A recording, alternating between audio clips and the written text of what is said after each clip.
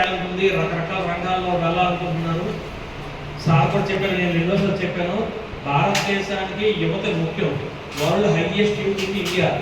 అటువంటి ఇండియా ఏంటంటే రాజకీయంగా, సామాజికంగా స్తబ్దత అంటే పాడైపోతుంది. రాజకీయంగాను ఆర్థికంగా వెనుకబడి మీ మీద దేశం ఆధారపడి ఉంది. చూడండి, ఇప్పుడు సాధువుల్లో 10,000 మంది విద్యార్థులు ఉంటారు.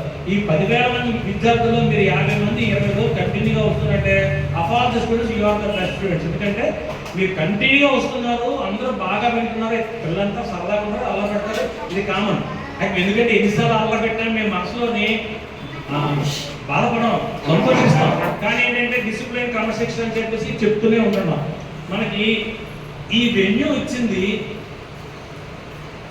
ప్రభా పరమేశ్వర గారు, ప్రియా దంపతులు. మీరు ఇద్దరంటే నిజంగా మా వికాసం తరఫున ధన్యవాదాలు. ఎందుకంటే నేను ఒక్కనే కాదు ఈ మాట చెప్పింది. కిషోర్ సార్ చెప్తున్నారు, రాంబాబా సార్ చెప్తున్నారు, ఏంటి బిల్డింగ్ ఏంటి, ఫ్యాన్తో కరెంట్ ఎంత మంచి వెన్యూ ఇచ్చారు అని చెప్పి అసలు చెప్పండి. నాకంటే వాళ్ళిద్దరే ఎక్కువ ఫీల్ అయ్యారు. ఇంత అంటే గ్రాటిట్యూడ్ చూపించారు. నేను అంత గ్రాటిట్యూడ్ చూపించలేదండి. ఏంటంటే అయితే ఏమవుతున్నా సహనం ఉంది, ఎంతోమంది పిల్లలు నీళ్ళు ఉంటేస్తున్నారు, కంగారు చేసేస్తున్నారు.